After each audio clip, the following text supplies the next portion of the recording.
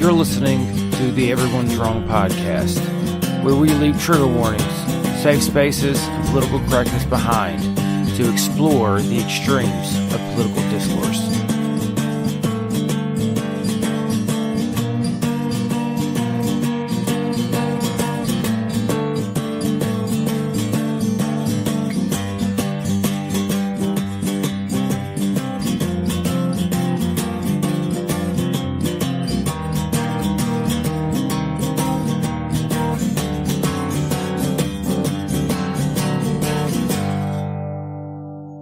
Hey, you fucks. This is Everyone's Wrong. I'm Dave, a.k.a. The Great White North. I'm Dustin Dark. And I'm Ed. And tonight we are joined by Brandon McQueen. Brandon. Where do we know you from? Facebook. I live in Mount Pleasant, Michigan. I mostly know you from being wrong. Of course. Yeah. Why don't you tell us a little bit about yourself? Like, you don't have to give your fucking full address and your family history, but tell us a little bit about yourself. I'm 31 years old. I grew up in poverty, single mother, oldest of 7 kids. I think that gives me a certain perspective on life. Graduated high school, got a couple of associate's degrees, sociology and general studies. And then when I was working on my bachelor, I took an opportunity to open a medical marijuana dispensary. Right before I did that, I actually ran in an election and got elected to the Mount Pleasant Public School Board. Then I opened the dispensary, which was fun. Years later, like 6-7 years later of a fucking marijuana war in Michigan, we're about a month and a half away for licensing. So all this stuff is not in a gray area anymore. We know for sure what's good and what's not. That's pretty much been my life the last 10 years. Right on. And I normally don't ask people this, but I'm curious because, like, from your postings, it seems like you can go either way sometimes, and sometimes you like comments that I don't expect you to like. What exactly is your political view? So I grew up thinking I was a Democrat. My grandpa and grandma they worked in the natural gas field. Well, my grandpa did, and he was always about Democrats are for poor people, Republicans are for rich people. And so that was my first perspective on it. It was about right around the beginning of Obama's time that I started realizing. So I always, for the longest time, associated with Republicans with authoritarianism. And it was right around the beginning of the Obama time that I realized that authoritarianism is more of a establishment thing, and it takes up a good portion of both parties. Then I kind of found Ron Paul and the libertarian movement, and I don't know. I like to say that I'm kind of like Bruce Lee of politics in the sense of his philosophy of be like water. I'm okay with whatever works. I don't necessarily have an ideology that I stick to, but I like to say I'm a libertarian liberal. Man, have I ever got the party for you. They're called the Pirate Party. And they're very small here in Canada, but in Iceland, they actually, were brought in to rewrite everything after the crash, of 2008. And what they are is they're strictly evidence-based. Like, it doesn't matter which way the evidence takes them. They're strictly evidence-based. And they actually started out as a net neutrality, party, and then moved into more, evidence and science-based. No, that sounds interesting. Let's check. Yeah, they're really small though. That's the problem. I wish they were bigger and they had some fucking power, because that's definitely the party that I would put my 2 cents behind. If I get back in my time machine here and I think back, I recall that you had a little bit of sympathy for Donald Trump about a year ago. You were with me and Bernie for a while there, and then Bernie was fucked out of the primaries. And there was a moment where you thought Trump might be the best decision. How do you feel now? After a little bit of time with him in office. That's a Brandon, right? Not to me. Oh yeah, that's a Brandon. Yeah, I was gonna say. So, I thought, okay, no. So it's always been the exact same reason. All right. Okay. Trump being elected should have resulted, and I think is resulting, in the Democratic Party falling apart and the Republican Party falling apart. So that's what it was. It was like a Machiavellian decision right there, just strictly in the long run. I think Trump is better for me getting what I want out of the Democratic Party. If Hillary continues, it's going to be the same shit, and it's going to get stronger, and it's going to like double down. And it's happening, at least in Michigan, majorly. The grassroots, I don't know if it's across the country, but there's 2 different caucuses. They're calling themselves essentially the Hillary caucus, which they're calling themselves Unity Caucus, of course, and then the Bernie caucus, which is calling themselves the Little Penis Brigade. The Revolution Caucus, and oh man, why do they have to go with the Revolution? Yeah, Caucus? Jesus Christ. Yeah. See, here's my, and I don't mean to. Well, we're taking over seats all across the state from the establishment. Like we really are. Okay. They calling us an insurgency, and I love it. So here's the thing: here's my issue with them calling Bernie Sanders a revolutionary, is that like for some reason, almost every American I talk to thinks that Bernie is a socialist. He's not a socialist. He's a social democrat. He's a social democrat. He still works within the frame of capitalism. He doesn't go as far as, you can't own your own property, and, and social democrats aren't revolutionary. They're center, like a bit center to the left, It's not, they're more left than say Democrats or liberals, but they're not like left, like socialists and communists. So calling it, the Revolution Party is a misnomer in my opinion. Well, yeah, I guess it is, but the biggest misnomer is, like you said, people trying to say that Bernie Sanders supporters are socialists. But they call themselves that. That's the problem. They think that so what Bernie Sanders actually is he's a New Deal social democrat. He's offering a new deal to the American public, a deal that they haven't had before, which is basically the politics of Canada. He's basically offering you Canadian politics, or a Canadian left-wing party, right? And what the American public has confused him with is with democratic socialism. Now, in democratic socialism, the party is elected, but it's still the same socialism. Like the economy is run by the government, business is government. You don't have a right to your own property. Like it just blows my mind that people mix up the two. I don't know. They should learn more. The right does it on purpose. Yes. It helps them. So there's that. Plus, you guys don't have a long history with socialist parties to even identify one. That's the problem. You're stuck with a 2-party system, and neither one of them is really left. Right. You don't gotta tell me that. I call Hillary and Obama Republicans all the time. Oh my God. You call everyone Republican. I don't know if they're Republican, but they're certainly like Obama at least is center right for sure. He's like it. Like I've always said in the past, when people talk about Bernie Sanders, I always say he's a regular ass left wing politician here. There's nothing crazy about him here. The things that he talks about, that's standard fucking, like, even for what would be our Democrats, the liberals, that's standard talk for the fucking liberals, even what he's talking about. And Obama would fit nicely in and with the Tories here, or the progressive conservatives, and Hillary would be like fucking would be like the guy that everybody fucking hated, Stephen Harper. In reality, exactly. that's really how she is. So I don't know. You have a point. It's just I wouldn't put her as far as Republican. Hold up though. Harper was less corrupt. He was corrupt, but not as bad. No. But Harper wasn't. Okay, so here's the thing. Harper was undemocratic.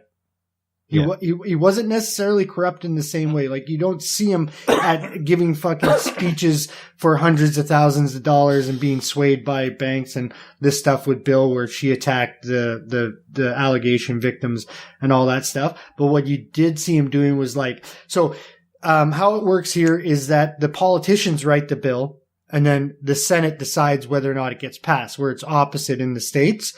So if you have majority government here, you can pick who goes into the Senate. So Harper picks a bunch of conservatives, writes a bunch of really shitty bills. So then goes to them and says, like, you're in the fucking Conservative Party. This is how you're going to vote on this bill. I'm for whoever gets Hillary to leave Bill's whores alone. That's who I want in office. Well, I don't think Bill's going to be doing any horroring. That guy looks like fucking death. Oh, come on. Like, when you're an ex-president, they have, like, future Viagra for you. He's got it. I'm sorry. Like, I still worry about every woman within a 5-mile radius of Bill Clinton. Alien Viagra. Is that what it is? He Alien looks Viagra? like he looks like a 92-year-old fucking howdy doody. The alien Viagra is making him look fucking like an alien. His fucking face is all... Anyways, he's old. I shouldn't make fun of him. Yes, I should. All right, let's move into the main part of the show. Huh? All right, we'll be right back from the break.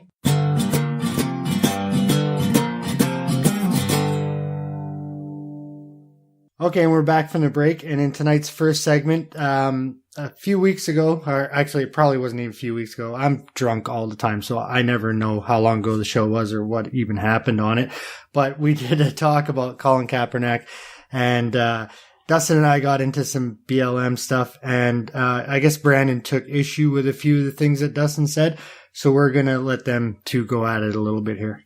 Go ahead, guys. I took issue with a lot of things that were said. But it was, what I do find interesting is always at the very end. Like, I follow it, I'm like, okay, I'm with you. And there's always this one spot way down the line that I branch off with. In the long run, I don't think we were that much different on it. It wasn't so much the Kaepernick stuff that I had a big issue with. There was just the one thing I wanted to throw in there, which is that I think we should take them for the word that they don't mean any disrespect when they're kneeling, and if they don't mean any disrespect, then what's the problem?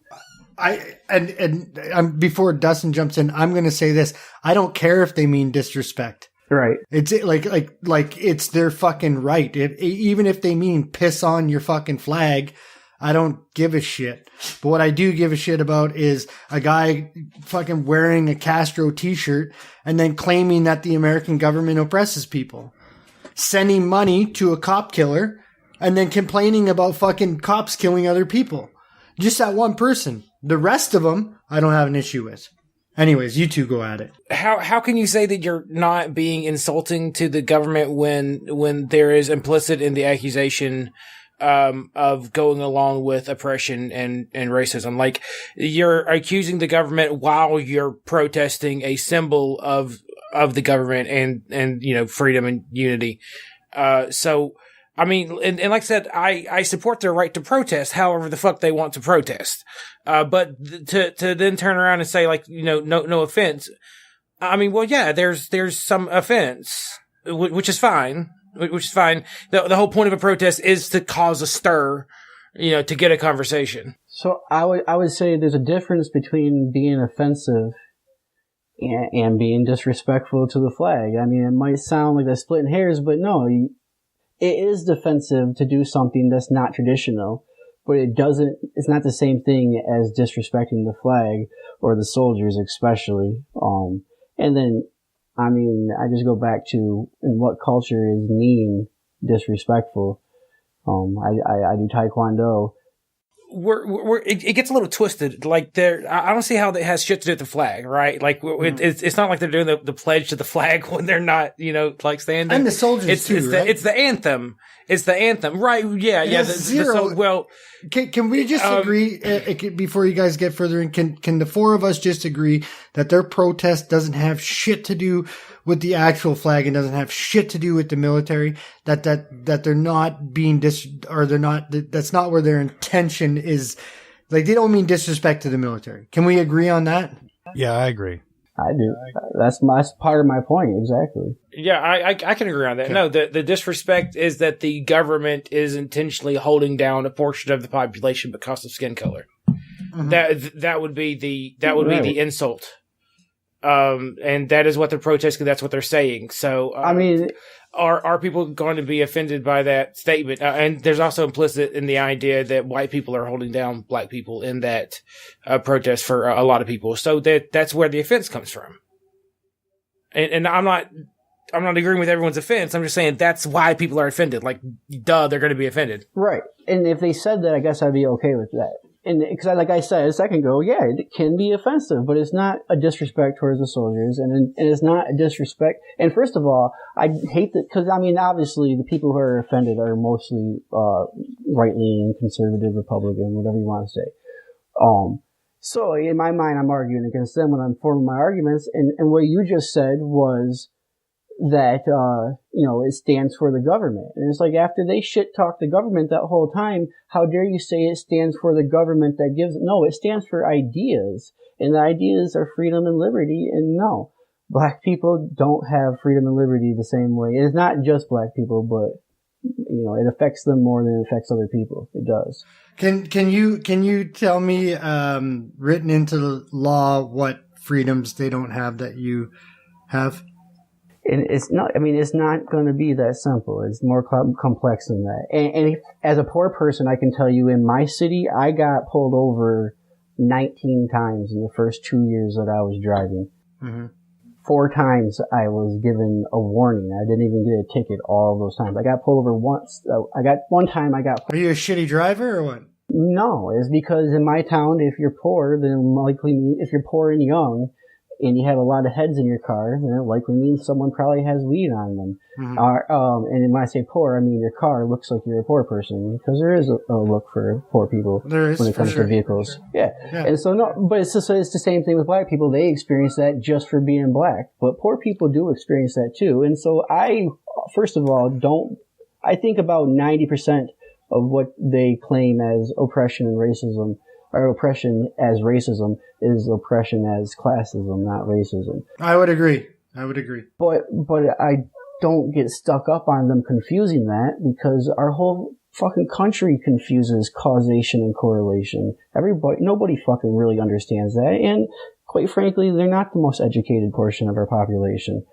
And I think that's also not a skin color thing. It's a fucking inner city poor thing, culture of people not knowing how to raise kids, having kids. But all this stuff adds up, and it does affect the black population unproportionately more than the rest of the population. For sure. Didn't the protest start out about the cop killings, though? Like, wasn't that the original kneeling from Kaepernick? In my understanding, and I would be the first person I'll go find you all these files of cops killing white people that piss me off, especially if there's tons of videos of mentally ill people. Mm-hmm. And I think we need some major reforms. It's hard not to blame it on the police officers. The thin blue line is fucking not so thin. It is thick. It is strong. And besides that, though, they have not as less strict rules of engagement than soldiers do on foreign land with the enemy.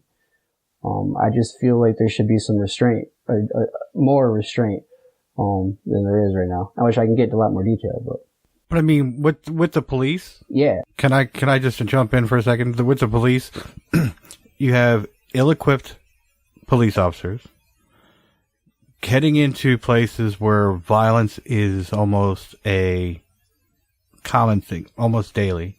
And not just into poor neighborhoods. A lot of gun violence, anyway. A scared shitless cop pulls a gun and shoots somebody. It's more likely because of ill training. Do you not think that would be a better solution? Instead of giving them more guns, give them better training. Well, I definitely agree with that, but I think it needs to be different training too.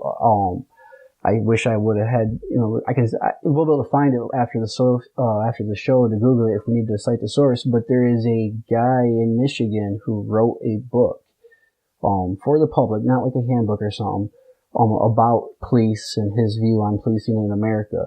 This guy is the Michigan State Police. He trains the new cadets. Like the words he uses, he calls our streets the battlefield. He calls our citizens the enemy. And I have an issue not with the idea that certain places and neighborhoods are more violent, but with the issue that violence is directed towards the police in any regular instances. Like they're not that stupid. Like they'd come in with tanks, hundreds deep. People don't shoot at the police when they come in and raid a house. I mean, I'm not saying it never happens, but not in any realistic way where a cop should be afraid he's going to get shot if he raids a house. It doesn't happen. The most likely situation for a cop to get shot in is a traffic stop. That's where police get hurt most often, and that's also where you see most of these like whoopsie daisies. There's a dead guy. Situations is in a traffic stop. They are in their most dangerous situation there, and they act oftentimes overacting. And making things worse, and sometimes acting appropriately. I'm not going to throw too much shade. I have a lot of problems with the police, but I also wouldn't try to do their job in 1,000 years. But to go back to the previous episode, and I just want to tidy a few things up. My big issue is making it about race. And you said earlier, Brandon, yes, a lot of times they confuse causation and correlation, but can you really blame them? I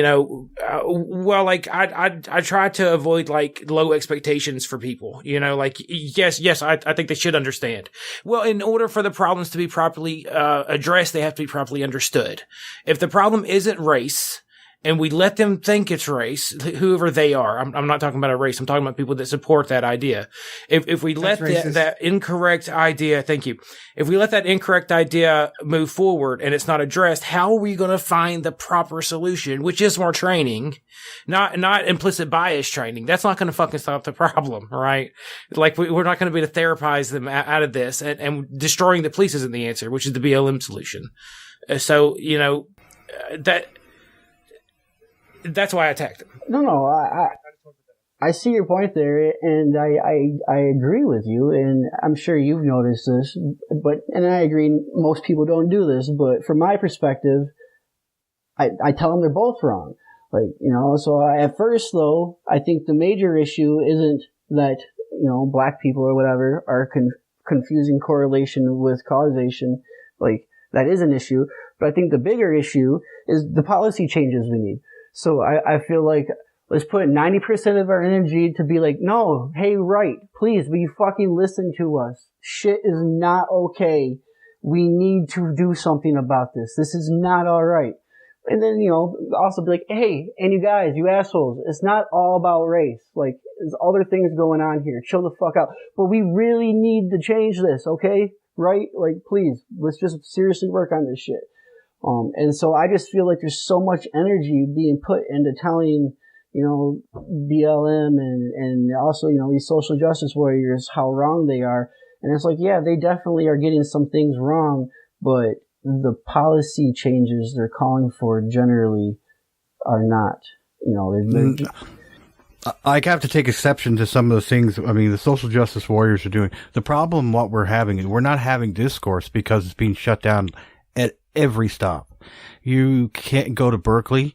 You go to any university in the United States, and if you have a differing perspective from a social justice warrior, being shut down, and usually pretty violently. So I think what needs to be done is let's take the kiddies out, the people that don't want to have an open exchange of ideas, and set them aside because they're not contributing to anything to society. What they're doing is actually causing a real polarization in the United States that could break out in a civil war if they're not careful. One of the things that the United States Constitution has that I really wish our Constitution in Canada had a stronger version of is the right for free speech.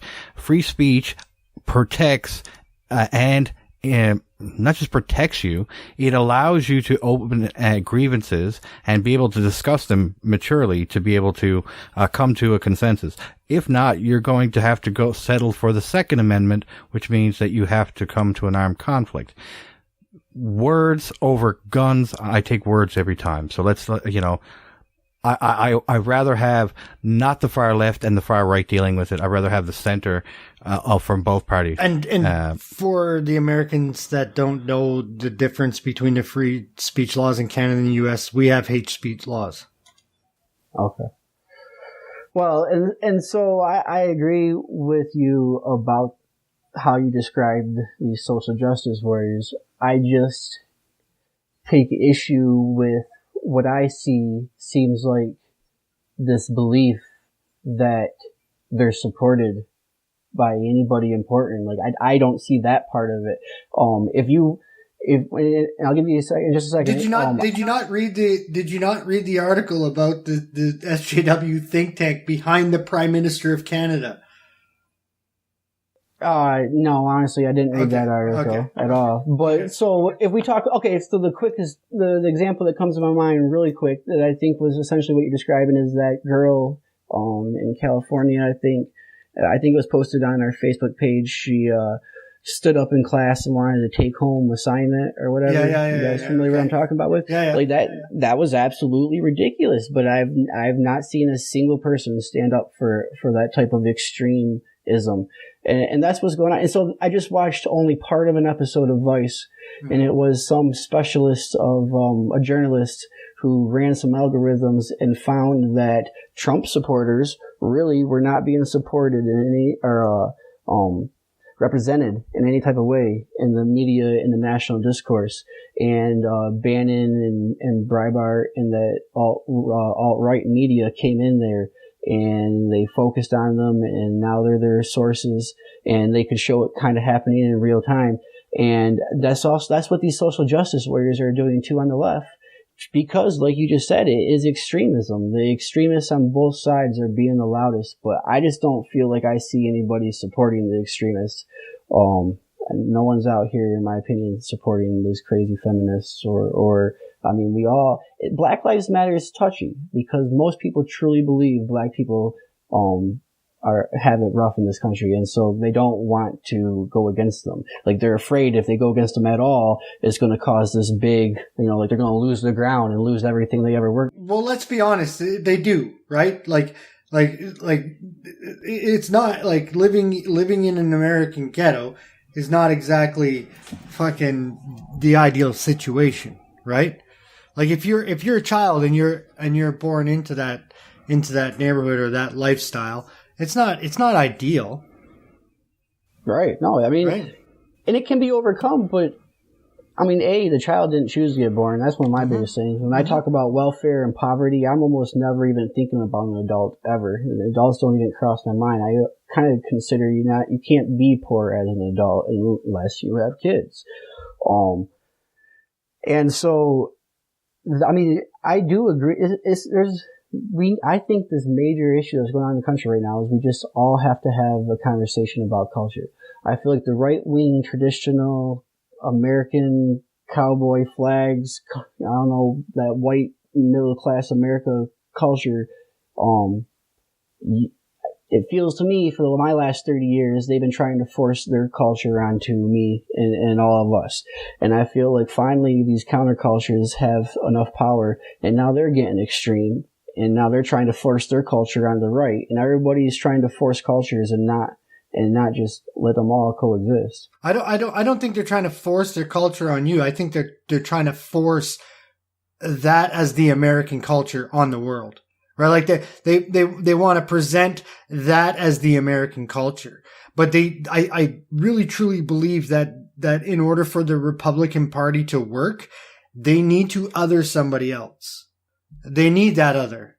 Anyways, go ahead, Ed. Sorry. The biggest issue I have with the regressive left, and I attack the left more than the right at this point because I'm part of the left, or I was part of the left, and I want to clean up my own house first. Right. So I understand the reason why I'm going after the left there, because it's these small pockets of different groups, various groups that are combining together in this cesspool of social justice. And because social justice was actually a decent word up until about like 5 years ago. But now it's become a cesspool.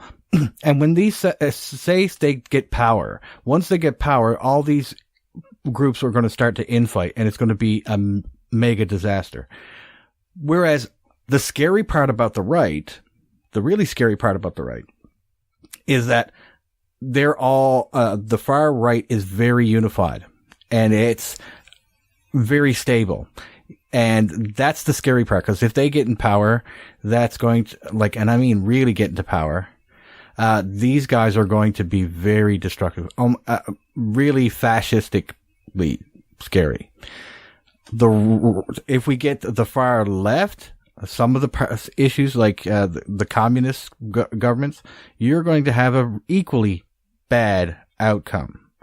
So the discourse can't be left to these two fringes to play out in the media. What really has to happen is real civil discourse, and people stop calling each other racist that aren't racist. Just because I don't agree with you or you don't agree with me doesn't mean we're against each other. We're just, we have to come to with arguments and actually flesh out the differences, and so that we can get past them. But this whole concept of that everybody's a racist or everybody's a bigot or a transphobe or a misogynist just because they don't agree with you, that's the kind of shit that really starting to ramp up, and it's really starting to make some real headway. And you say there's no one. See, I don't see that. I don't see the headway being made. I'm not going to make quite as grand of a claim as to who is more dangerous or I just know who annoys me the most, like who fucks with me the most, like who ruins my good time the most. And I'm going to be honest, I live in Alabama, and it's not the conservative Christians that are the ones telling me not to have a good time. Surprisingly, well, any more than they always have. Right. See, remember that part. Well, here's the thing. They mostly just do the wrong thing here. You'd be surprised. You'd be like, they do their thing and I do my thing, and they think badly of me perhaps, but you know what they don't do? Scream at me about it. They don't call me names. They don't, you know what I mean? There's no temper tantrums. There's no, I'm going to shut you down or I'm going to stop you. Yeah, but they vote for people that pass bad policies. Yes, yeah. Which is so the Democrats, which is a different problem. Yeah. I have a question for you, Brandon. So, is there anything out of the BLM talk? Because, basically, I think we all agree on the flag thing that you thought that we got wrong. Nah, not anything that's coming to my head right now. But here's the thing: is I can't talk about these things one on one. They're not separate issues to me. Okay. I think part of the conversation we were having was about crime and crime statistics and black on black crime. I get that my perspective is different than a lot of people's, but I think it's a valid perspective that people should really give some thought into seeing it from that way. So what's that perspective? You go ahead. Yeah, let's hear it.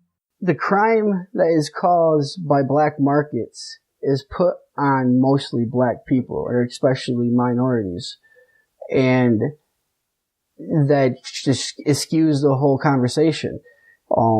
Can I ask how? Yeah, what do you mean put on? What do you mean by put on? Because we outlaw, prohibit a commodity, it becomes valuable.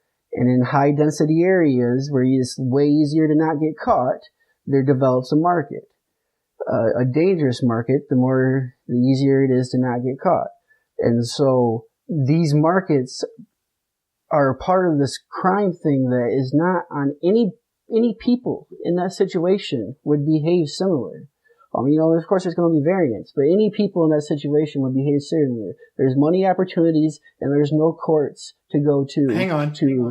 I'm going to jump in there and disagree with you because Canadian, I don't know if you know this, Canada's 90% white, and we have densely populated cities. So the 35 million people that live here, live huddling the border because the rest is too fucking cold, right? So the big cities that we do have, they're densely populated cities. You're telling me that there's not drugs? Oh, that's violence. Hang on. Okay. Hang on. There's tons of drugs here. Like drugs like you wouldn't fucking believe. Okay? We get 500 murders a year for 35 million people. So why is the black market so stable? Why is there not violence over? Well, there is violence, but I just don't know. But you were just saying that right. Densely populated area and the black market causes murder. Yet in Canada, we literally get I think our maximum year was 589 or something. And so, I mean, first of all, it's Canada. Everybody loves everybody, right? Well, let's go somewhere like Bangladesh. They're going to be more tightly packed in, and they're going to be more poverty stricken, right? But you're not going to see that the number one cause of a young Bangladeshi man is a young Bangladeshi man. You don't think so? Right? There's no, I don't. I think there's going to be a lot more natural causes than that. I think it's going to be open sewer. Yeah, it's going to be killing it. but you get what I'm saying? No, man.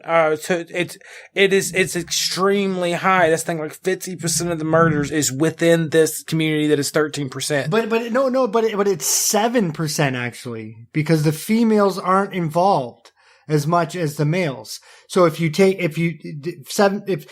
13, then it's 6.5% of the population is black male. They're doing 50% of the murders.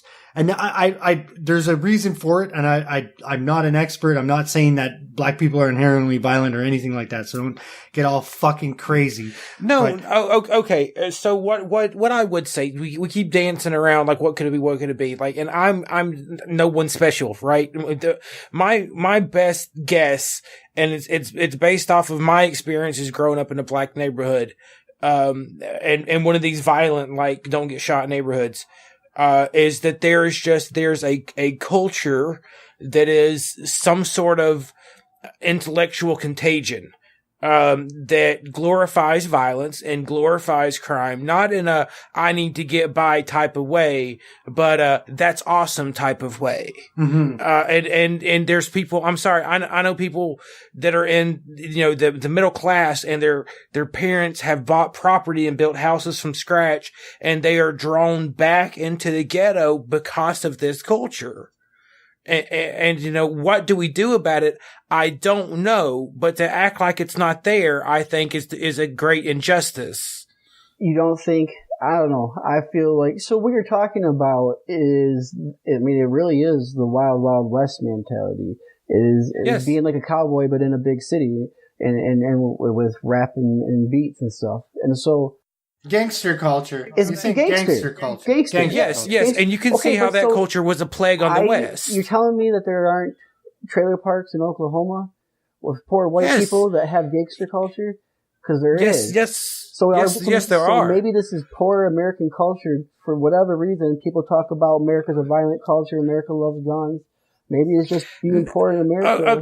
Okay, but what you don't see is that Appalachia, which is the poorest place in the country, is overrun with crime and violence. You see a lot of drugs, but you don't see the murder rate, the violent crime rate isn't the same. And I feel like the population level being so low means.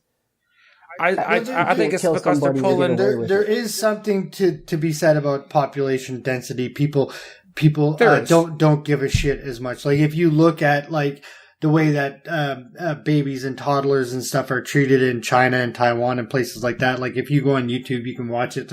A toddler will be fucking walking out in the middle of a busy road, and cars are winging by, and nobody's stopping to help this baby out. There is something to be said about that.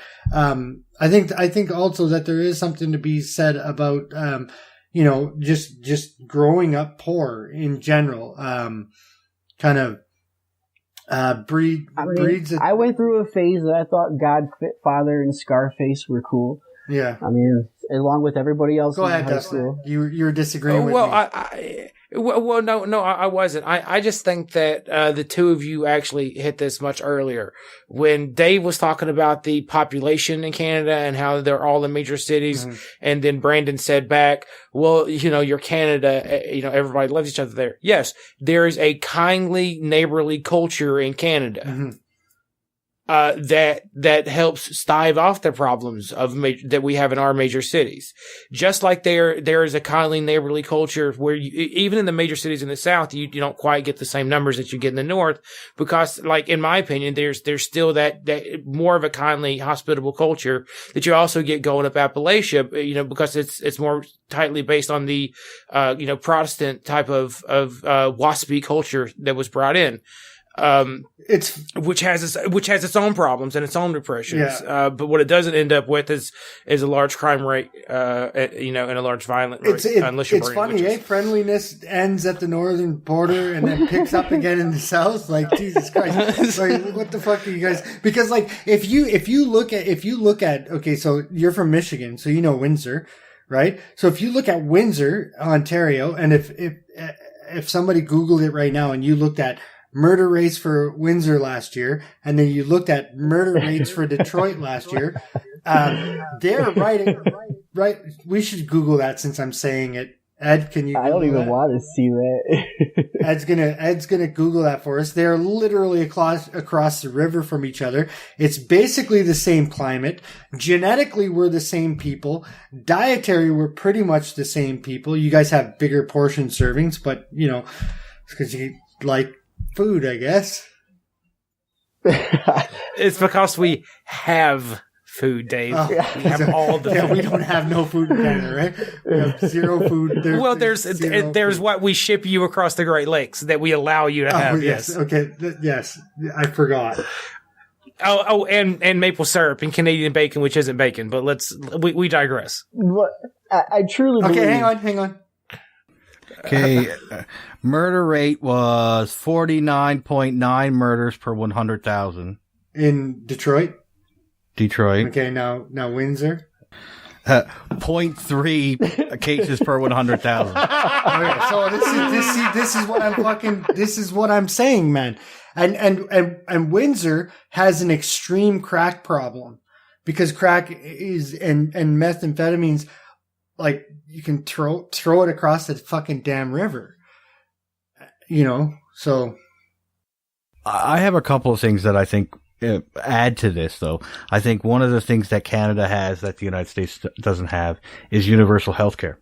The idea that people are poor based on having to go to the doctor or not being able to go to the doctor. It's cheaper to go to narcotics on the street to cope is one reason.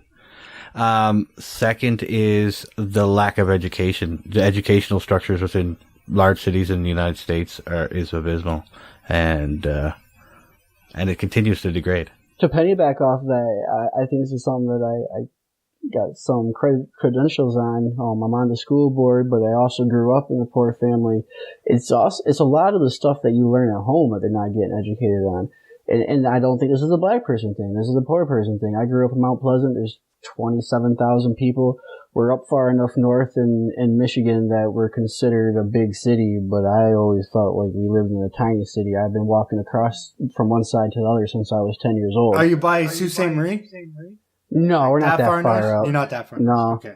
If you look at your right hand, we're like right in the middle. Okay. So yeah, no, there's a lot of things that I started realizing my mom never did for me as I grew up. And, a lot of people were like, well, you can do it for yourself. Well, no, having that type of expectations on a kid is ridiculous. She didn't help me choose my clothes every day, which doesn't seem like that big of a deal, but because she also didn't do laundry and make sure clothes was clean. There were plenty of days that I'd just run downstairs as an 8-year-old boy, not thinking anything of it. Oh, my shirts are dirty. Grab one out of the dirty laundry and put it, I'd probably smell it, make sure it didn't stink and no stains, and I'd throw it on. Well, a wrinkly shirt that's been sitting in laundry for 2 days, when you wear that to school, people can tell that you're different than the 70% of kids whose parents made sure they looked like they're going to get pictures when they go to school. And little stuff like that. I realized one day that everybody else wasn't allowed to watch rated R movies since their whole life. Like, my teacher was like, anybody in here who's allowed to watch rated PG-13 movies, raise your hand. And like 6 kids raised their hand. Like, I was like, holy shit. So, and that's something that's common in poor people. They're not censored from stuff like that, which honestly, I almost think that's better than being censored. But, bedtimes. I tell you right now, I got so many friends that I grew up with that are poor and now they have kids. I'm about the only one who didn't have kids. And they let their kids, because I don't know if it's a poor person thing, but it seems like it to me. We stay up late, 2, 3 o'clock in the morning, every day. And, they let their kids stay up late with them. And little things like that have a major I effect broke going that forward. fucking cycle. Right. Yeah. Good. No, and so there's a bunch of 7:30 for the 5-year-old, 8:00 for the 7-year-old. Take your ass fucking. right. So brushing your teeth every day. My mom didn't make sure I brushed my teeth every day. A 7-year-old can't. It's not on them to make sure they brush their teeth every day. Maybe if you gave them that habit because you started at 3, but there was a while in my life that I brushed my teeth 2 times a year. Right before I went to the 2 dentist appointments that she did take me to because I had Medicaid and they were free. And so, yeah, no, there's just a lot of little things like that, that make a big difference in being successful in life and the culture of poorness. I think you're nailing it. I think you're nailing it on the head, and I think this is what Republicans are talking about when they say it starts with the family. It does, but the idea... Yeah. Can I... This is not going to be popular. This is not going to be a popular statement among Americans and Second Amendment people. I think, okay, as somebody that grew up with a mother that's the exact same as what Brandon's talking about. So if you don't know any of my back history, Brandon, I had a real fucking shit, about as shitty as it can get in the West growing up, right? And I ended up going to jail, and I was a drug dealer for a long time. And I just know from being in the violence that it's not as easy to get handguns here, and it's not as easy to, when you're in a combat situation in the street and you're 1-on-1 or even 2-on-1 or whatever it is, it's not as easy to kill somebody without a gun. It just isn't. And handguns, I'm not saying we don't have them, they're just not as prevalent here. And the ones that we do get actually come from the States. Anyone that a criminal gets comes from the States, because you can't be a cunt and get a handgun here. And so the people that get them are usually not giving them to criminals. So it's just you escape much more situations without actually killing somebody than you would if you were in the States and just you had a gun and you were just pop and deal with the situation. And if they could take their grievances to court, there'd be even less violence. For sure. Anyway. Ed, you said one thing, we've totally moved past it, but I do want to say I think this is why I have a different view on the extreme, social justice, BLM, feminazis, whatever you want to call them, end of the, I think you call them regressive left.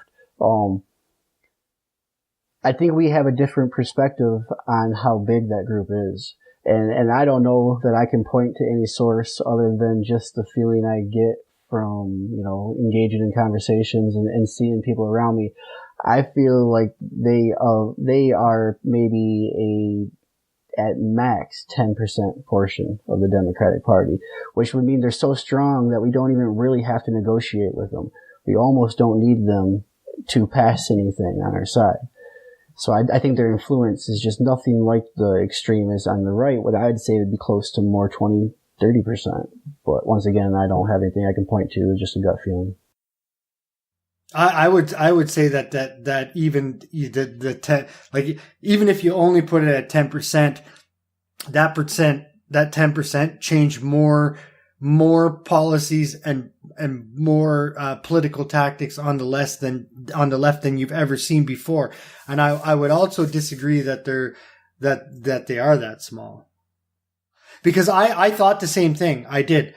I really did. I thought the same thing. I even with people that adhere to the Marxist ideology or communism, I made fun of Jordan Peterson I called him paranoid. I made up a fallacy for him. I called it the road to Stalingard fallacy, because I was like, it's like, what are you talking about? Communism and Marxism coming back in North America. We went through that. I'm 40 years old. A quarter of my life was spent during the Cold War. It's just not coming back. Then all of a sudden, people on my friends list, I'm seeing the hammer and the sickle. I'm debating communists, and fucking communists is coming. Facebook is going crazy. Ed had a debate with one last week. I just don't think it's as small. And if you take it as a small problem and you let it creep, it just gets bigger and bigger. And it's already way bigger than when it first started. At first it was Atheism Plus and all those other little tiny fringe groups, and then it grew into bigger things.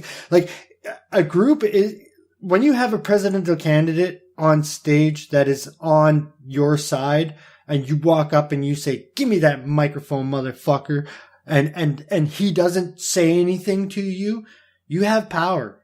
I was going to say this. It's not that there are communists that are really strong or the trans community is really strong, and that there's this group and that group is really strong.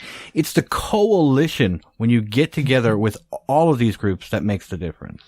And that tenuous, even because they have the same oppressor, is what's going to happen. That keeps them together.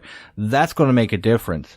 And until they get one of that group gets power. Once that group gets power, then they start to factionalize, and that's going to cause a destabilization that you've never seen before, and it's going to cause a major catastrophe in the United States. That's my fear, anyway. All right, I think we can wrap this segment up. I would like to talk about the drug war when we come back, if that's okay with you, okay. With you guys. Yeah. So we're gonna head into the break, and when we come back, we're gonna talk fucking drugs, because I like drugs.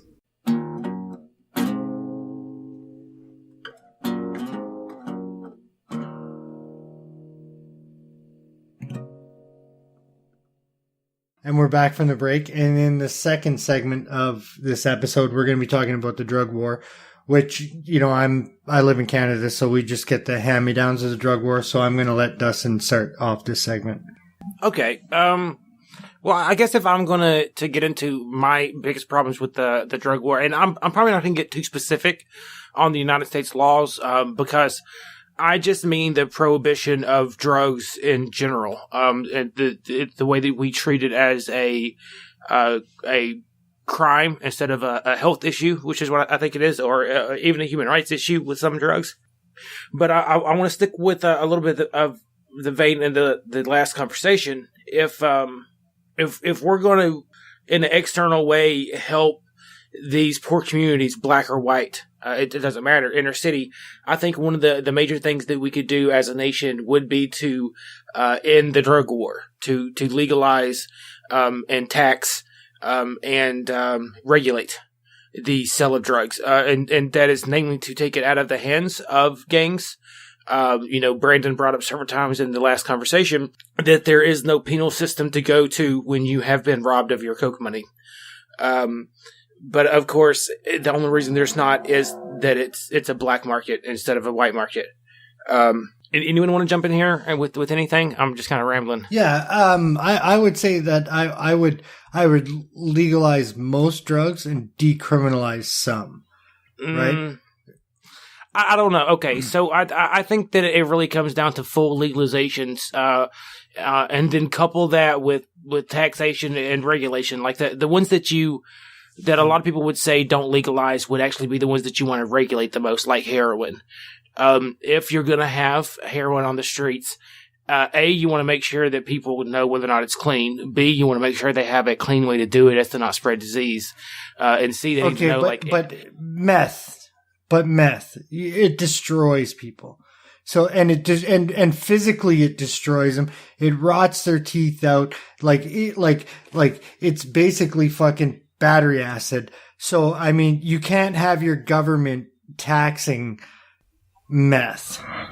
One of the things I think that allows things like methamphetamines and crack in particular to have emerged anyway is the high cost of drugs. And that has to do precisely because of the war on drugs. If the war on drugs stopped today, and drugs were legalized, I think, and a market like the free market, like in the capital system, took in, the price would drop. So you wouldn't need access to crap drugs like methamphetamines and crack. You'd actually have good quality marijuana, good quality cocaine, if that's the kind of thing you're into. Those would be things that would come down dramatically in price and would be able to be accessed by the general population that wants them. Also, the meth that's really ruining people, that's like rotting the teeth out and peeling the skin off. A lot of that is really dirty meth, and that's another byproduct of the drug war. If you notice, we don't have people going blind from alcohol since we ended the prohibition on alcohol. And the reason is that in a pinch, when you're making bootleg, a lot of people will throw in a little bit of wood grain to make their alcohol instead of a grain. And of course, you get denatured alcohol instead of alcohol, and that's all history. And the same thing, like if everyone can get a nice, clean Adderall or something like that, a more stable, pure amphetamine that is once again prescribed by a doctor, something like a doctor that is aware of the drug and can also keep you on track as to how much you're using and when you're abusing and when you should get help. To me, it's just, we don't just open the gates and say everyone do all the drugs you want to do. The point is that there's a better way to regulate than to say never do it at all. Offer condoms instead of say don't have sex. And so you kind of hit on something I wanted to say, which is that when people talk about legalizing drugs, their minds instantly go to, crack, cocaine, heroin, and meth. Well, we're part of that meth epidemic that's going on in Mount Pleasant, Michigan. We've had over the last 4 years probably 15 people die from an overdose. I know a few people who can take like 10 to 15 narcos, I think they're called, or Vicodin, I think is what it is. And my understanding is like 2 to 3 will knock the average person on their ass, and they're taking 10 to 15 throughout the day. But what I have noticed, once again, sometimes I wish I was still in fucking school and could put together research projects. When they have access to pills, most of these people I'm seeing are choosing the pills, and not one of them in Mount Pleasant has overdosed from a pill. They've overdosed from the heroin having carfentanil, or no, just regular fentanyl in it. And so what happens is they get addicted because of the pills. That part I can totally agree with, but I have a whole, addiction's a whole other conversation.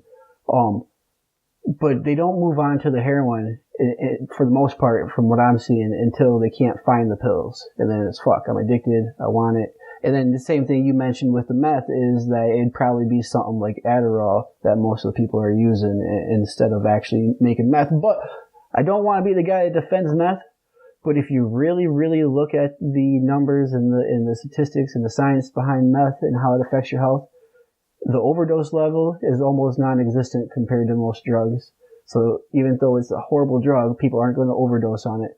And I think you're seeing like the major meth addicts, when you're talking about their faces and their teeth are gone, their faces messed up. But the construction industry in the Midwest is fueled on meth right now. Meth is one of the drugs that people can be a functioning addict with. People who go to work every day with alcohol, I mean, they get blacked out, or they wake up, go to work, come home, get blacked out drunk, wake up in the morning, go to work and do it every day, never miss a job, never dangerous at work. These meth heads are doing that same thing. Whether it's good or bad, they're doing it and they're being productive members of society.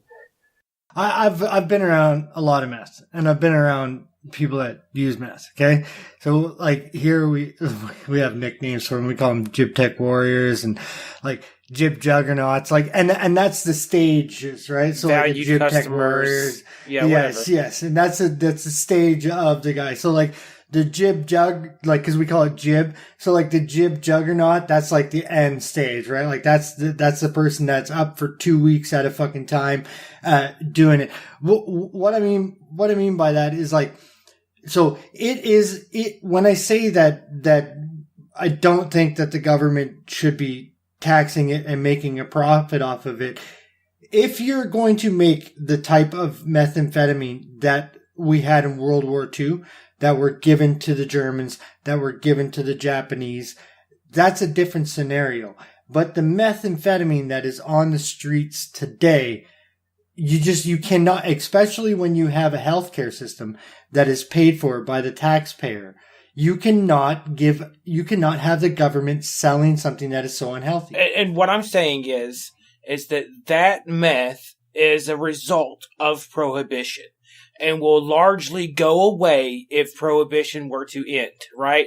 And if it does, and it goes back to World War II style fucking methamphetamines, then I'm fine with it. Why would Legalize you it. make shake and bake with Sudafed if you can go get some actual like methamphetamine? But I'm just saying. I'm just saying that. I'm just saying. Yeah, I mean, look, and there's still retards that would maybe make some teenager alcohol in their home bathtub with alcohol legal now. But you see that pretty much went away. That's why I brought up that example earlier. One of the things that I wanted to interject when you were talking about you wanted to make drug addiction a medical issue, and I 100% agree with that. And like the conservative chief of police in Portugal was against them doing it, but now that they've done it, now that things are decriminalized, most things are legalized, they're treating it like a health issue. Drug addiction has gone down by 50% in their country, and you can look this up, and you can actually see video of the chief of police, like the drug fucking cop in their country saying, I was against it, but the evidence is back and I can't be against it anymore. I have to be for it. But in order for something like that to work, you have to have universal health care, right? Like to make it a health issue, you can't have people that don't have health insurance. Okay. Well, I'm certain that with all of the money that we spend on not locking everyone up, taxing all these drugs, not chasing down the gangs, not mopping up all the dead bodies from the gangs and the drug trade, right? Yes. We could probably afford some pretty decent health care. But you would still have some dumbass motherfucker like Rand Paul and people in the Republican Party saying, oh, it's communism and fucking, why should I pay for that fucker's health care? You know what I mean? Okay. You take the money from taxing drugs and you put it to healthcare and education about health. Yes. Is what I would do. And that includes drug education. Okay, my worry though is, Dustin, is that like you and I both know that single payer healthcare system is cheaper than the system you have now. Agreed? Yes, agreed. Okay. The Republicans are supposed to be the money saving party. They're also supposed to be the small government party, but you shit in one hand and you anyway. Go ahead. Yeah. Go ahead. You're good. The biggest problem I have with the war on drugs is the fact that it's taken this long. Any? No. I mean, this has been going on for close to almost 4 decades now. Well, since Nixon, right? Yeah, Nixon. And so the damage people were talking about legalizing this stuff in the 90s, I remember. And I mean, Milton Friedman was talking about it in the fucking 80s, which blows my mind. But you need a free market economy, though, to do it. I don't want government to pass it out. I don't want government to sell it. I want it to be into a free market, because then it brings down the price. It allows people to make businesses of it. Sorry, let's look at it from a capitalist perspective. Let's get people working. Let's get people actually earning a living, and actually, getting paid so that they can get. As long as it's regulated. As long as it's regulated, yes, but not government fucking in government hands. So I'm living through, a mild version of this right now. We've been fighting for medical marijuana, since 2009. The first half of the fight was Republicans think marijuana is evil. But there became a point where, they're going to say they prayed and they had to change their heart. But what happened is the money people realized this was coming and realized how much money was involved, and they went to the Republicans. And so now the fight is, the Republicans are regulating this in a way that you got to be a millionaire in order to get into it. And that's just marijuana that we know, isn't going to hurt anybody. So any version of, just ending drug prohibition completely, where it's sold, the regulations are going to be so high, it's going to be sold out of either pharmacies or, it's going to be something like that. Like there's not going to be job opportunities for the small guy. Well, but that's the problem. What you're saying right now is, I don't know if you know this, but July 1st, 2018 is the deadline for pot to become legalized recreationally across the board in Canada. So like every single province, as of July 18th or July 1st, 2018, marijuana is legalized in Canada. But they've left it up to the provinces to decide how they're going to distribute this. And the province that I live in has decided that it's going to be the government, and they're already fucking up. Like they're already like, okay, we're only going to, so there's 13 million people in the province I live. So 13 million people, and their idea of a right amount of stores, an appropriate amount of stores for 13 million people is 80 for the entire province. Now, not only is it like 13 million people live here, but it's like, more than a quarter of the size of the U.S. Like it's way bigger than Texas, the province that I live, like way, way bigger, like 4 Texases. And they want 80 stores. Like you need to have a store in every like small rural community, every fucking goddamn neighborhood. You can't have 80 for fucking 4 Texases. It doesn't make any goddamn sense. Okay, the only thing I would say is we need you do need a free market for this. I mean, the reason why I don't like having it in government hands, because they cock it up like Dave just illustrated, but also you want to bring down the price, but also the biggest issue I see with this is that, if it's not into the free market, you're just going to get another black market. It's basically prohibition 2.0. And that's just as bad if you didn't legalize it at all. And it's not like this is dangerous chemicals, man. Like, this is fucking marijuana. Come on, get over yourself. That's all very correct. I'm sorry, I'm going to catch up, Brandon. I want to make a quick correction. Dave, earlier you said that the drug war started with Nixon. Like, what people call the drug war started with Nixon, but what we're talking about here started after World War I in the United States, where, like, at the end of Prohibition, and specifically, we started illegalizing drug after drug after drug, largely with campaigns that were against, like, immigrants and whatever.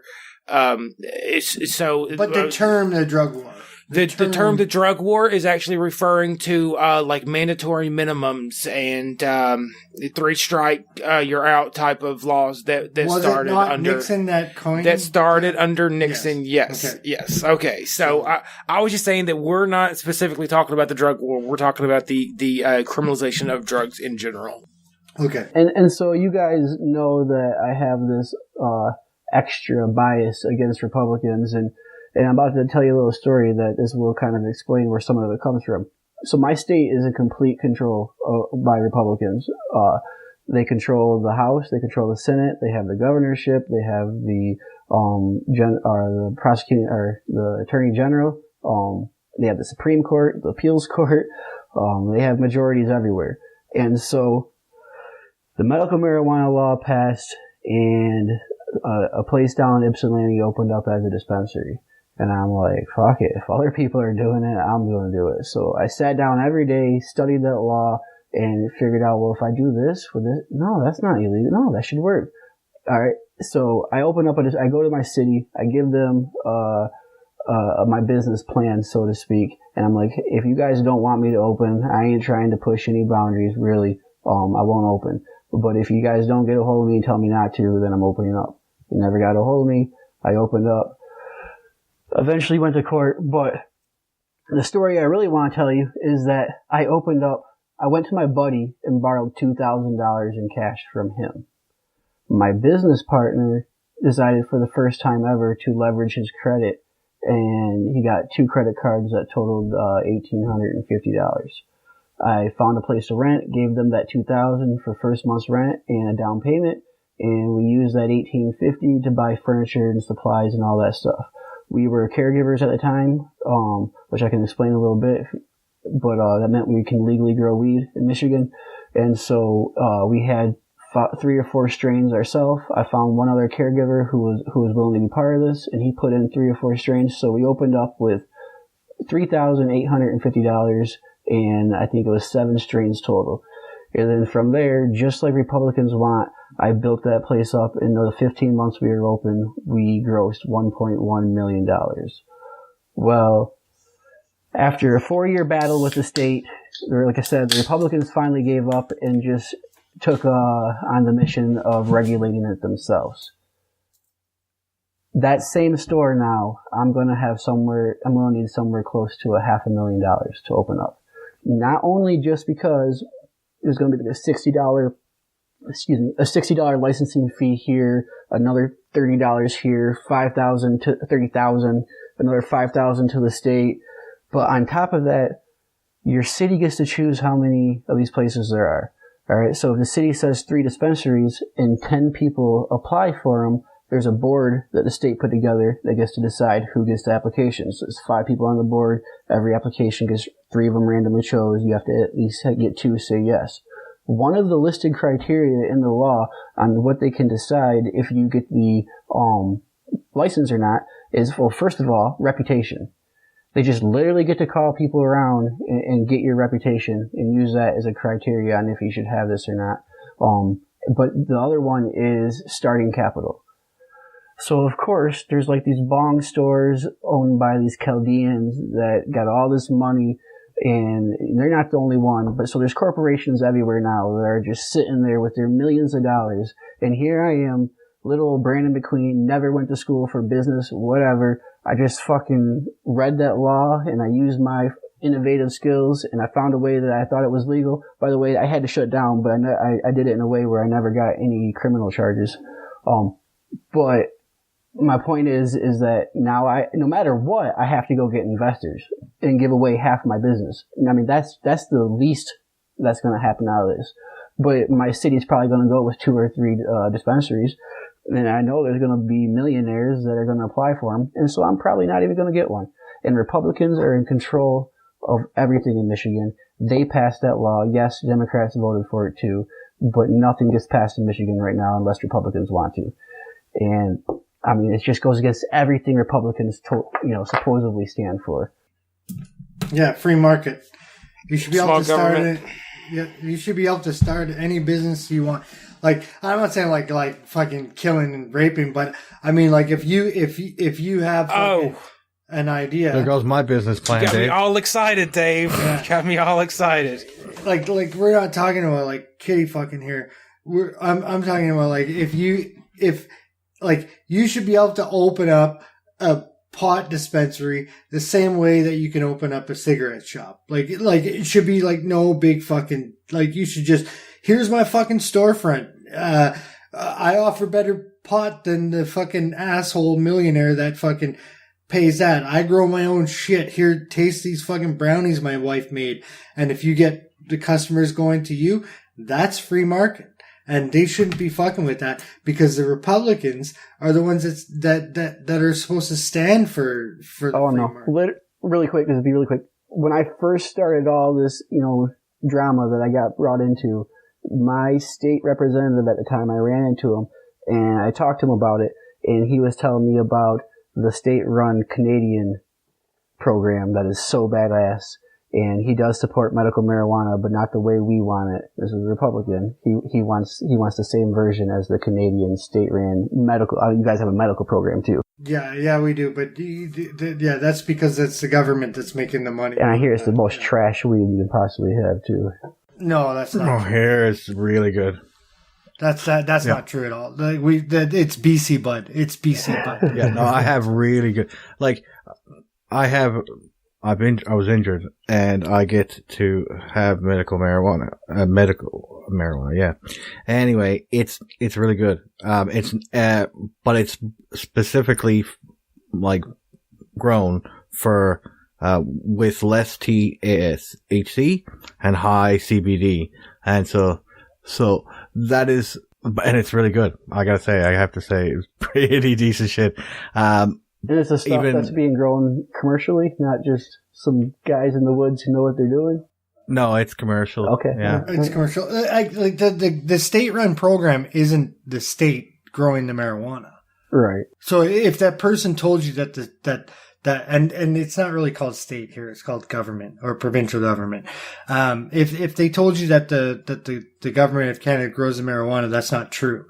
They subcontract it from marijuana farms that are in British Columbia, FedEx, and that's what they do. That's all they do is they grow weed. They get robbed all the fucking time though because they have no protection from the government as well.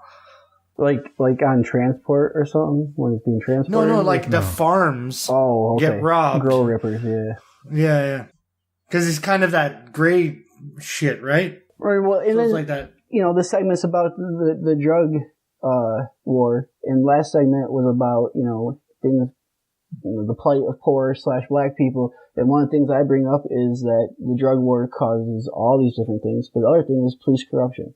The drug war causes police corruption in a way that is just, there's some people in our country just do not understand at all how bad this is. So, we had a dumbass roommate living with us. We had ADT. I didn't recognize the number and didn't want to be bothered, so I didn't pick it up, and my roommate didn't pick it up. And so, the third roommate who came in and didn't put the code in, he didn't get a call, so the cops show up. Well, we're growing in the basement and they can smell it. And so because ADT called them, they get to come in the house no matter what without a warrant. They have to clear it to make sure there's no one there.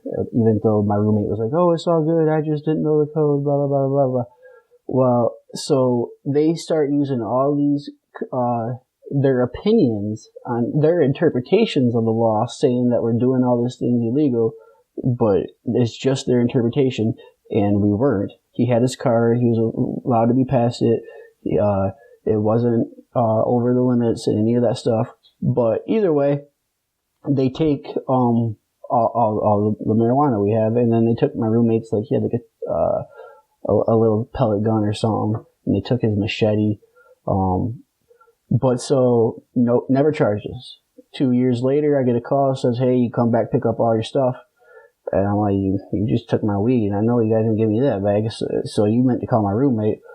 Either way, that's instant one. And then last summer, I'm living with a guy, and he's on probation. All right, I get that. That means cops can come in my house to check on him no matter what. But I don't break the law. I'm on the school board. I'm in the newspaper all the time. Everybody knows me. I can't take any risks like that. So I make sure I stay by the book. Nothing was illegal in my house, but they come in for him, smell my weed. So then they call the drug task force. They come in and search my whole house, arrest him. I walk into my house with 6 people in there, like, holy, what's going on, guys? And then I realize it. They took $1,500. They took another $1,500 of marijuana. They took my buddy's stuff, my buddy's money that was in his dresser drawer in the basement. And I'm like, wait a second, why are you taking his money? And they're like, well, because it was in the common area of the house. I'm like, it was in his bedroom, in his dresser. Either way, point being, never charged me, never getting anything back. It's been over a year now. So, if I want to go all hyper boil on you, I got robbed by the cops twice. Yeah. Dustin, I have questions for you, Dustin. Okay. Sorry, before you jump on that. So one of the things that I've heard you say in the past, and I kind of want you to expand on, is how that the drug war has kind of made the black community fatherless. Well, there is a large black market there, and when you do have a poverty-stricken populace there, particularly people that have kids, the black market is a very alluring place to go. So what you have is just a massive amount of people being locked away. It's going to be predominantly young men out there with young families selling these drugs. And those are going to be the people that are caught and arrested and put in jail.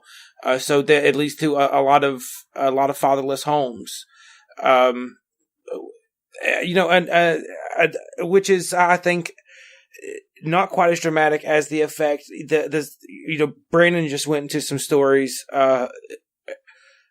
that that demonstrate how much it sets the police up as a force against the citizenship.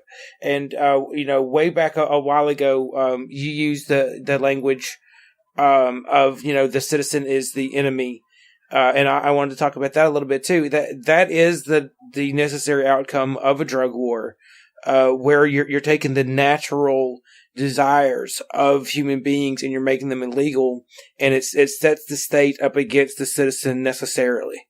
Against the citizens carrying out their very human nature. So I think that's a bigger thing. And I want to get out one more point too. Everything else that we've set aside, there are certain drugs that help an individual explore their consciousness in a way that, sex lets people explore their sexuality or their own body, or even, power dynamics and all sorts of things. Drugs can and did in my life play almost as important of a role in figuring out who I am and how people interact and how I think, and how the world interacts with itself. And I think it is a crime to criminalize that type of exploration. And if there is such thing as freedom, it has to start with freedom over our own minds and consciousness. And I think that starts with drugs to a certain extent. I know I went on the roller coaster there, guys, but give me all the acid, dude. I tried to do all the acid. As far as that goes, I grew my own mushrooms for a while, and I tried to do all of those too. And I say I made some pretty good decisions on mushrooms. They were really integral. They were really important in me getting out of the ghetto. Very, very important. It's hard to explain though. Well, I told you that for lack of better terms, ecstasy made me nonviolent. We have talked about that. I don't know how much we've talked about it on microphone in this show. Okay. But no, I can pinpoint the time in my life. I was in my early 20s, and it wasn't the first time I had done it, but the first time that I had an experience like I had, it really changed. It made me a non-angry person. I was an angry person. And after that experience, I wasn't angry. I wasn't as angry. And I wasn't as easily set off as I was prior. And because of that, because I wasn't as angry and I wasn't as violent, it actually made me change my entire life. I believe that. I think that MDMA, which is the main ingredient of ecstasy, specifically can teach a lot of people what empathy is. Yes. If you've never empathized with anyone and you take a nice strong dose of MDMA, you're going to be surprised at at what you're capable of.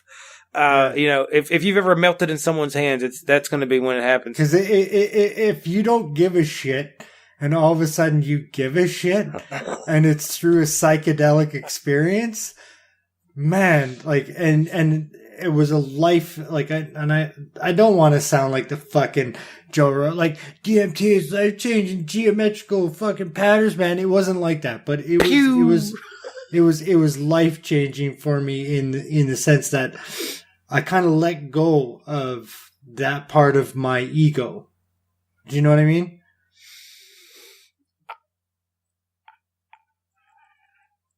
Yes, it does. It does. God damn it does too. LSD, mushrooms, and Molly, and weed.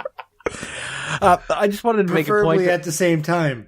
I just wanted to make a point about why the Republicans are even though they're for free markets or would be against. They need mushrooms. That's why. Well, they're against the drug. And one of the reasons why the impetus for the drug war, I think, is the Judeo-Christian values that make it seem as though this is a sinful practice. This is an excess, and I think that's where that stems from. And I think because many of the Republicans are traditional Christians or traditional Jews, we're oppressive. and the repressive. That is, you're supposed to not want to be able to explore many things like sexuality and drugs. And I think that's still a remnant thread throughout the Republican Party. And I think that's something. You just said something that's gonna, like, that whole, like, them being sexually repressive, that's a lot of fucking hooey. If you call up an escort service in Washington and you fucking ask them who's their number one customers, they'll be like those fucking weirdos that put on the fucking diapers and make me fucking spank them. They're all going to be Republicans. Yeah. First of all, Bill Clinton has them all on retainer. We know this. So you need to back off. Well, The Republicans are the remember? second. That's fair enough. Man, I posted a meme that said, you know, like, it was Obama talking about Weinstein, about, you know, oh, we can never back these fucking guys, and then it's Obama putting a medal around fucking Clinton and being like, yeah, sure, bud, you know. And I got so much flack from people for that. They're just like, Bill Clinton only had affairs. I'm like, no, he didn't just have affairs. First of all, Bill Clinton got his secretary. Okay, are we supposed to ignore power dynamics now? I thought it was all. No, that's what I was saying too. Okay, so he gets his secretary to blow his friend. Yes. Okay, that's not the same as Predator. fucking your secretary. Okay, let's not act like this was just some innocent shit going down. Yeah. Just like Ed is gay, he's a predator. Hey, fuck, I'm not gay. What the fuck? Not that there's anything wrong with being gay. I just ain't. All right. So I guess like the four of us can basically agree on this, that like, at the very least, decriminalization, most likely legalization, taxation, regulation, and a good health plan based on science and evidence. Right? Yeah. Yeah. Yeah. And I just want to throw out there as a little thinking experiment afterwards. I still cannot get a good answer from a lawyer, from anybody. Why is it we had to pass a constitutional amendment to prohibit alcohol, but all the rest of these drugs the federal government can prohibit without a constitutional amendment? Oh, that's a good point. Fair question, yeah. I don't know the answer because I'm not American, but and it's a little bit conspiracious, but I think if you can, you know, follow the facts, I think they add up. I got an answer for you. Jesus turned water into wine. He didn't smoke any doobs. All right, that's why. No, I guess. Well, you know me. Really, like I said, in my head, I'm arguing against Republicans. You know, I'm like, like what? You love the Constitution. You love small government. Do you even understand what is going on right here? Like, and then earlier, Ed, you were just talking about, you know, Christians, and they don't like it too. Like, but they don't have any problem with alcohol. Like, we celebrate alcohol to a level that's fucking disgusting. If there's any drug that's dangerous, it's alcohol.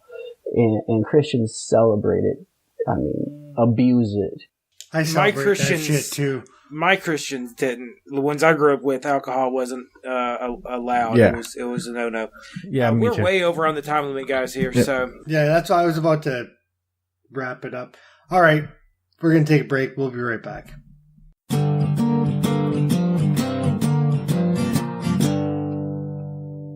All right, we're back for the last segment of the night. And because we had the debate last week, we didn't really talk about Vegas or the terrorist attack that happened in Edmonton.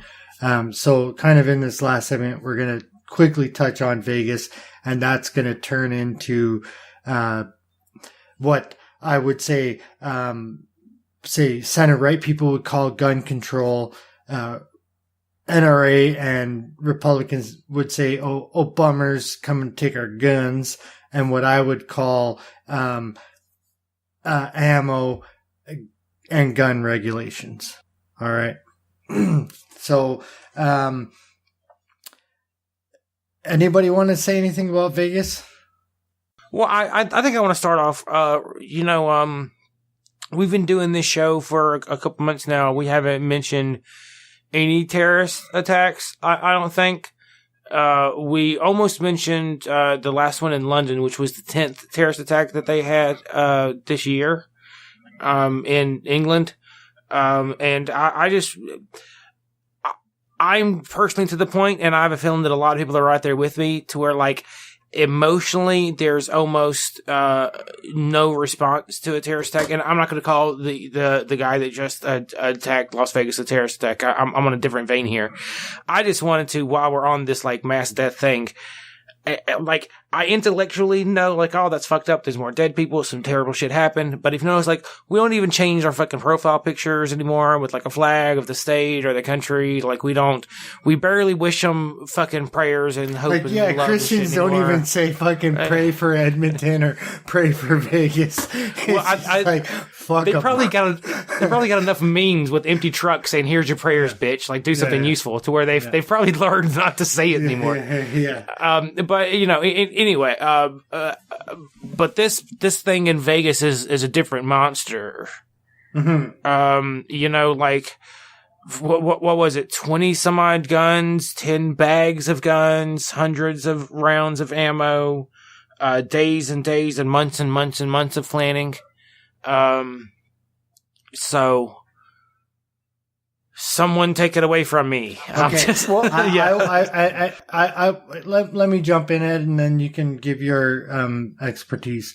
I would say that the biggest problem I have with it is people saying that there's nothing that could have been done. Right? They're like regulations wouldn't work. There's fuck all that we could do about it. But there's actual science behind ammo regulation.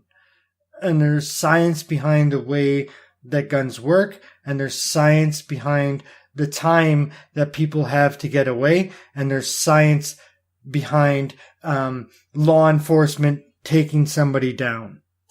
And it's the reality of it. So if you have a smaller magazine, it means that you have to load more. When you're loading more, even if you're expelling that magazine and putting a new one in, and you're beating somebody as they go, that still gives them time to jump behind something. So that means less death there. The metal in the gun, when you're firing, it heats up. You expel your magazine, it cools down. The expansion and contraction of the weapon causes misfires.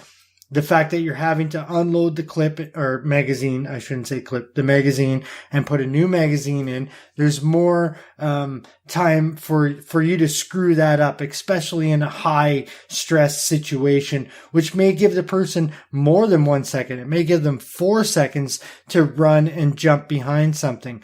And the last thing is like, with a smaller clip, you regulate the ammo so that when somebody goes into a store and they're buying ammunition, they have to give their gun license number. They have to show their ID along with their permit, and they're only allowed so much ammo.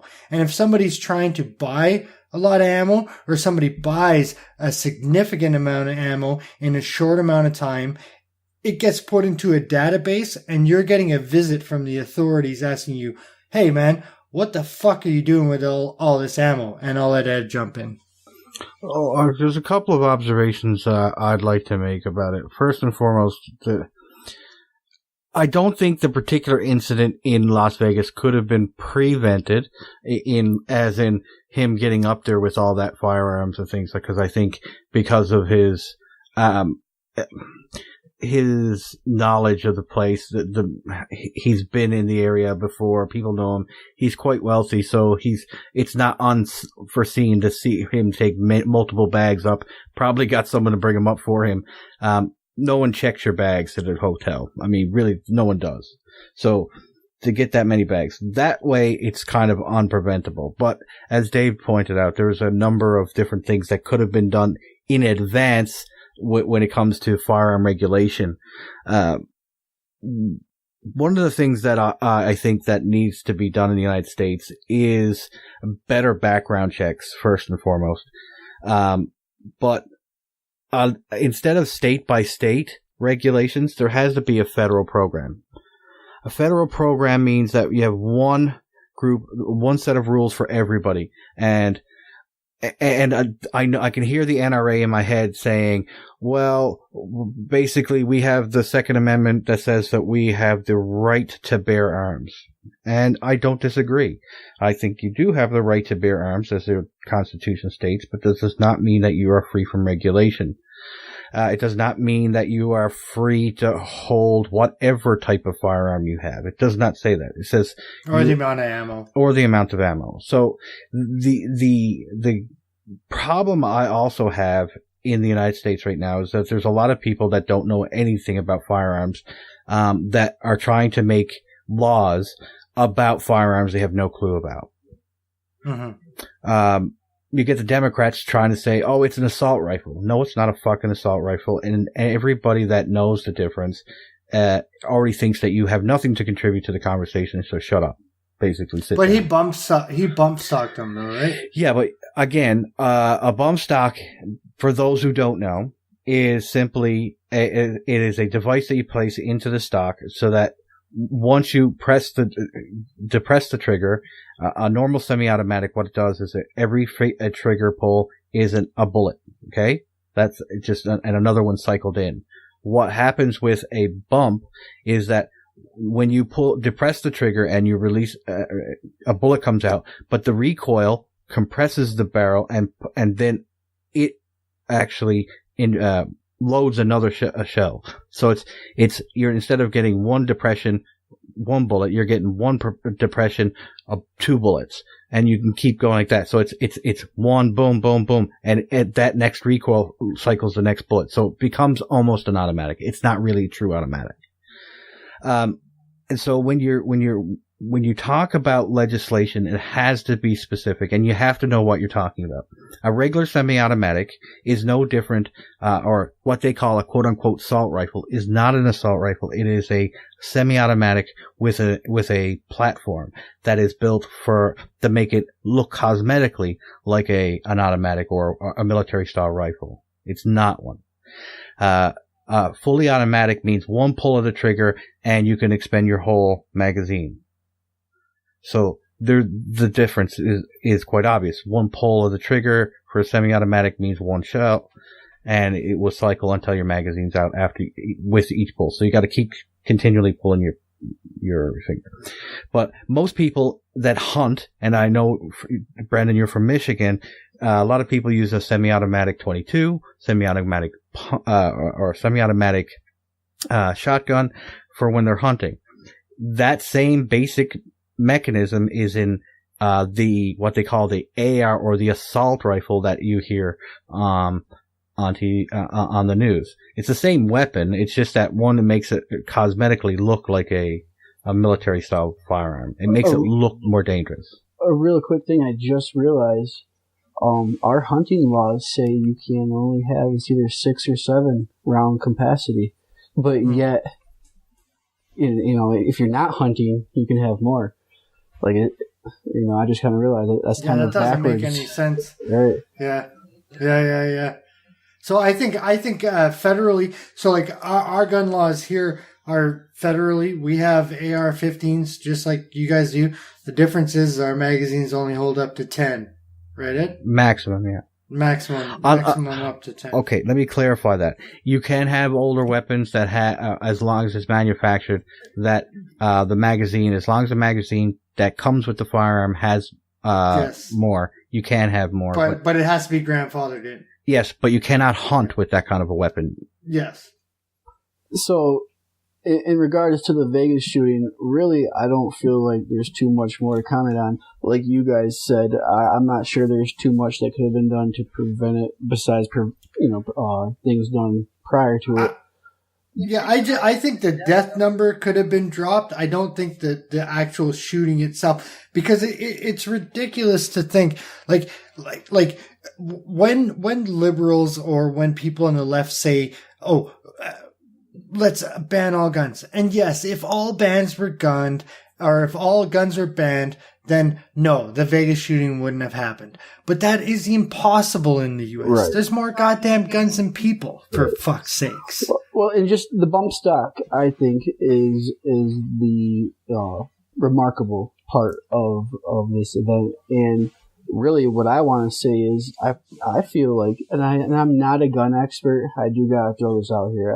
I have shot guns. I've never missed a deer that I aim at. I think I'm a pretty good shot, but I don't know much about guns. But I'm a smart guy, and I like to read and learn about everything. And my understanding is that if he would have just calmed down and fired off one round, that he probably would have got a lot more targets than this bump stock thing that ended up like a spray and pray type thing. So I don't even feel like, whether, we should have bump stocks or not, I don't feel qualified to, make a comment on that. But in this case, I think it probably might have saved lives. If he would have, one shot or 3-round burst, I think he would have been more accurate, as morbid as that is. Okay, this is going to be a continuation of that because it is morbid, but we're going to have to discuss it because it is what happened. If the individual, and it's important that we're not talking about his name because it's immaterial, and that's, I'm not giving that guy any more credence than what he already has. But basically what happened, he could have killed a lot more people, you're right, because if he was actually a marksman, quote unquote, if he took one at a time, he would have killed more people because he would have panicked more people. But also if he was used to high pressure shooting. Yes. Because let's remember, when you have people come to you and say, look at this YouTube video, this guy fucking unloads a magazine and puts another one in less than a second. It's not a high pressure situation. I can do shit too in non-high pressure situations. Right. Right? But, again, yeah, but I mean also the bump stock, because you can, the way it's made to your firearm it's not natural to the firearm. So when you're getting that recoil to reload another thing, it takes your aim off. So you're not aiming. So yes, I mean the bump stock, banning bump stocks should be a no-brainer anyway, but it should. The problem with it is any 2-bit idiot with the internet can learn how to do this. It's not fucking hard. And that's the scary part, because 10 or 15 years ago, you needed to know a lot about firearms to be able to do this type of thing. Now you just need to have the internet and an idiot willing to try it. And so banning it is not going to be easy. I think, I'm sorry. No, go ahead. I think the American answer to this problem, because we're not getting rid of our guns, like you said, and I'm definitely down for common sense regulations, but even I, who is generally considered liberal, am a little weary of gun regulations. But that's kind of a little bit different than this idea of these arenas with tons and tons of people all crammed together, and how much havoc can be done there. I'm not sure if you guys did, but a few people were trying to say, man, if people could have just brought their pistols in, at least they would have been able to fire back, which, That's so stupid. Yeah. That would have killed more innocent, more innocent lives could have been lost because people would have been so panicked they would have been stressed out because they didn't know where that bullet was coming from. However, highly trained, most likely ex-soldiers being hired to patrol just for this type of situation. Maybe I'm romanticizing it because I'm not familiar personally with this idea, but it seems to me like they could have kept calm, figured out where the fire was going from, set up, called command, do I take a shot? And my thought is that it would have ended quicker. At least he would have had some... Yes. No. But hang on. To his point though, Ed, so if they did have security that was trained, right? And they were able to figure out where the shot was coming from. And they don't necessarily line up the shot, but they head into that building, right? And they're running up the stairs. And this guy only has, say, 5 to 10 fucking rounds in his magazine. And he's like, tuck, tuck, tuck, tuck, tuck. And then he dispels that one. He's going for the next one. Tuck, tuck, tuck, tuck. As he's dispelling that one, they burst into the room. He's got nothing in the gun at that time. they take him down. Yes. The difference is, I think the police in Las Vegas did the best job that anybody could be expected to under the circumstances that came out. They actually prevented more lives being lost by their quick reaction. And I think a lot of people need to thank them for exactly what they did. They took him down in record time, as far as I'm concerned. The issue, he killed himself. Yeah, but the fact that they got to his room, and caused him to panic enough to shoot himself. The problem I have with the NRA in this whole scenario is when you get morons that get out there and say, oh, well, feet could kill more people than guns. And I'm like going, what the fuck are you talking about? There was a lady that was on MSNBC, I think it was saying that, your feet are a lethal weapon. That's, what's her name? Fucking the scary looking blonde chick. She's always on Bill Maher show. I forget her name, but the lady that was there, anyway, she was saying that, or your feet, and I'm thinking, yes, honey, your feet can kill people, yes, and people's fists can do it, baseball bats can do it. But no one can mow down 59 people and injure 540 odd people in that short of a burst without having a firearm. And the idea that this cannot be tailored or prevented in the future is a pie in the sky dream that you can't do it. What you need to do is federally regulated firearm regulations that are reasonable. In fact, there's many states that have really reasonable firearms laws that are just not enacted. No one uses them. They're not, they're not utilized because there's lots of regulations on the books. Doesn't mean they're utilized. The problem, there has to be a national standard for this. And for anybody to say that the Second Amendment tells you that you have the right to bear arms means that you can have 55,000 guns or 500 tons of ammunition is just blatantly misleading you.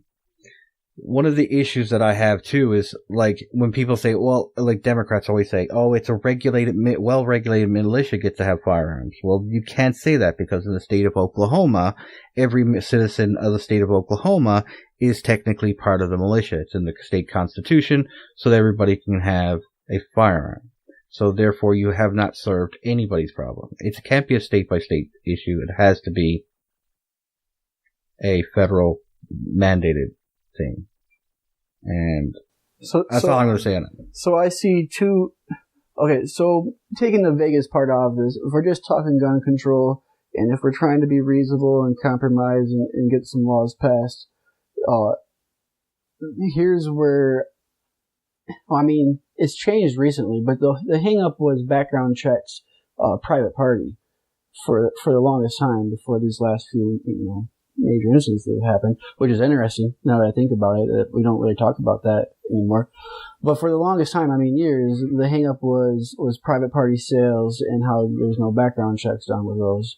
And and the gun show. Yeah, or at a gun show. And here's my issue as somebody who generally wants to, not wants to, but generally does fall a little bit on the liberal side. And I'm like, yeah, that makes sense. But I watched this happen one time. In this real life experience made me question it, which is my buddy, like I was saying earlier, stays up late. And I don't know, it's just the world we're in. He happened to get a hit on, he was trying to sell a car on Craigslist or Facebook Market or something. And, they started texting and it's 1:30 in the morning. And the guy's like, well, can I come over and look at it? My buddy was like, I'm up, sure, whatever. And so the dude comes over at 1:30, 2 o'clock in the morning to do like a private transaction.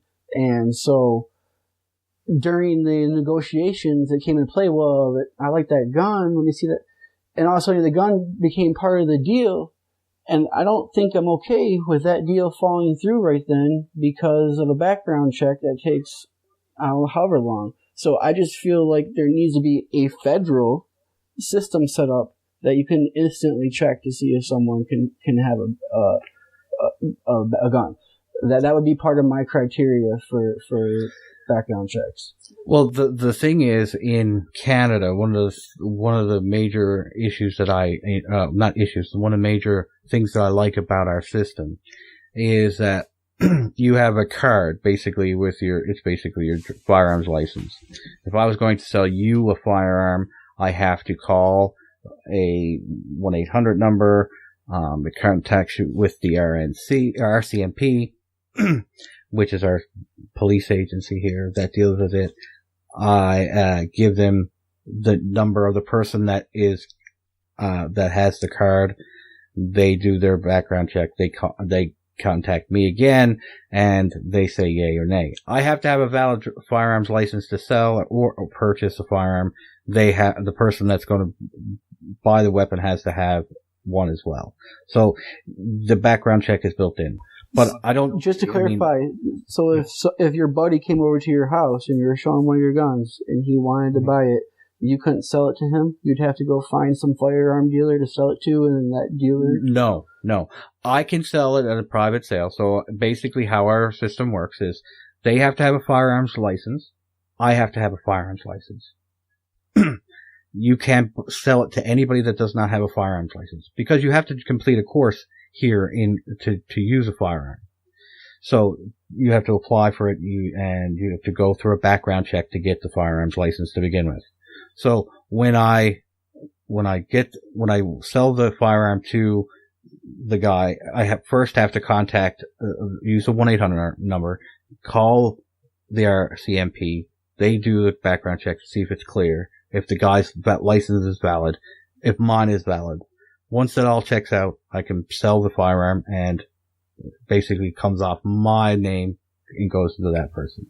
Yeah, that's way more complicated than over here. For sure. Yeah. But it's complicated, but not really. It takes roughly about 10 minutes. Oh, really?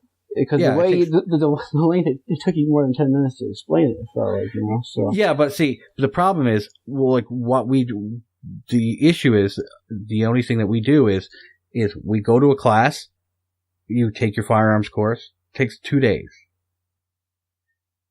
You get your license, and then that's good for a period of time, then you have to renew it. As long as both people have it. So I'm not selling it to a guy that has a mental issue, that can't get a firearm, or has a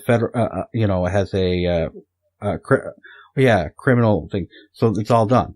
And it takes roughly about 10 minutes. That whole process. And when's the last time you heard of a mass shooting in Canada? I'm starting to lean towards the idea that there's just something about Americans. It has nothing to do with it's the quick availability, because people get pissed off really quickly and can take out a large number of people. Are you sure, though? I mean, you have 1,500 I feel like mass shootings since Columbine. Yeah, but aren't 1,500? Probably gun lovers who have had those guns for years, and then one day are just like, fuck it. No, you really think there's people are buying those guns just for that event? Most of them. The guy that did Vegas, he never owned a semi-automatic firearm up until planning for this. Right. Yes, I know that. Interesting. But anyway, I think that should be sufficient. I mean, this gun, we can go on all night about firearms. But I think this is a great point to end it. Good show, you guys. Thanks for having me on, man. I appreciate it, you guys. Yeah. All right. Well, that was the show for this week. Hope you guys enjoyed it.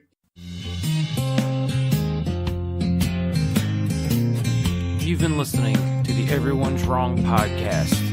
You can find us on our homepage at Spreaker.com/Everyone's Wrong. You can also find us on iTunes and YouTube by searching for Everyone's Wrong podcast. Or you can listen to us on your podcast app of choice by importing our RSS feed. You can follow us on Facebook.com/Everyone's Wrong, or join our closed Facebook group by searching Facebook for Everyone's Wrong After Hours. You can tweet us at wrong_pod or email us at everyone'swrongpodcast@gmail.com.